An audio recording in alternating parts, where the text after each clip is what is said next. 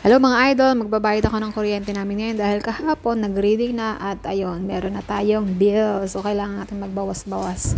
So umabot na siya ng 1,500 ringgit kaya kailangan natin magbawas. Meron na rin akong notice na mapuputulan na ako kaya magbabawas na. So dito naman mga idol, hindi ko naman nila pupersahin na bayaran mo lahat yun. Pwede kang mag-awas-awas kung di mo kayang bayaran. Mga idol, yung bills naman namin na yun na umabot na 1,500 is 4 na buwan yun mga idol. So dito mga idol, merong 3 option para makapagbayad ka ng bills. So pwede kang lumirect doon sa may counter, tapos dito sa kiosk machine at saka sa online banking gamit yung JomPay. Napakabilis lang mga idol ang mga transaction dito. Hindi mo na kailangan pang pumila-pila ng mahaba at maghintay. So dito, ayan, enter ka lang ng cellphone number mo, yung account number ng inyong tag dito ng kontador, tapos yung amount ng iyong babayaran.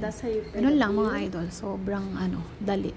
So kayo mga idol na nakabayad na ng kuryente, abay update na, baka tayo maputulan, mahirap yung walang kuryente. So ayun na nga mga idol, 500 lang muna ang aking ibinayad sa ngayon kasi wala pa tayong sahod.